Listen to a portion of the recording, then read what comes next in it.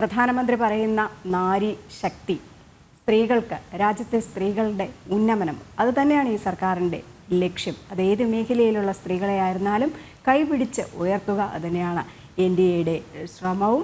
അതിൻ്റെ ഭാഗമായിട്ട് ഇപ്പോൾ തൃണമൂൽ കോൺഗ്രസ് അതിക്രമത്തിന് ഇരയായ, അതായത് സന്ദേശ് ഖാലിയിൽ തൃണമൂൽ കോൺഗ്രസ് അതിക്രമത്തിന് ഇരയായവരെ ചേർത്ത് പിടിക്കുകയാണ് BJP ചെയ്യുന്നത്. ഇരകളിൽ ഒരാളായ രേഖാ പത്ര ബസർഹട്ടിലെ BJP സ്ഥാനാർത്ഥി തന്നെ പോലെ ഒരു ഗ്രാമീണ സ്ത്രീയെ തിരഞ്ഞെടുത്തതിന് നരേന്ദ്രമോദിക്ക് നന്ദി പറയുകയും ചെയ്തു രേഖാ പത്ര. നാരീശക്തി തന്റെ വലിയ കവചമെന്ന് പറഞ്ഞ പ്രധാനമന്ത്രിയുടെ വാക്കുകൾ അക്ഷരം പ്രതി ശരിവെക്കുന്നതാണ് പശ്ചിമ ബംഗാളിലെ രേഖാ പത്രയുടെ സ്ഥാനാർത്ഥിത്വം. തൃണമൂൽ കോൺഗ്രസ് നേതാക്കളുടെ നേതൃത്വത്തിൽ സന്ദേശ് ഖാലിയിൽ നടന്ന കൊടും ക്രൂരതകൾക്കിരയായത് നിരവധി സ്ത്രീകളാണ്. ആ പോരാട്ടത്തിലെ ഒരു കനലാണ് രേഖാ പത്ര. BJP 5ാം ഘട്ട സ്ഥാനാർത്ഥി പട്ടികയിൽ രേഖാ പത്രയും സ്ഥാനം പിടിച്ചതോടെ തൃണമൂൽ കോൺഗ്രസ് കാടത്തത്തിനിരയായവരെയെല്ലാം വീണ്ടും ചേർത്ത് പിടിക്കുകയാണ് BJP. പശ്ചിമ ബംഗാളിലെ ബസീർഘട്ടിൽ നിന്നാണ് സന്ദേശ് ഖാലി അതിക്രമത്തിൻ്റെ ഇരകളിൽ ഒരാളായ രേഖാ പത്ര BJP സ്ഥാനാർത്ഥിയാകുന്നത്.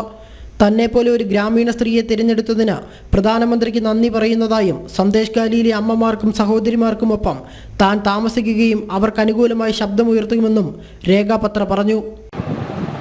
দেখুন, আমি প্রথমত বলবো মাননীয় নরেন্দ্র মোদীজিকে, ওনাকে অসংখ্য ধন্যবাদ। উনি আমার মতো একজন গ্রাম্য মহিলাকে প্রার্থী করার জন্য আর এই সন্দেশখালী বসিরহাট জেলার মা বোনেদের পাশে দাঁড়ানোর জন্য আমি সর্বদাই ওই মা বোনেদের পাশে থাকবো আর ওনাদের হয়ে আমি প্রতিবাদ করব.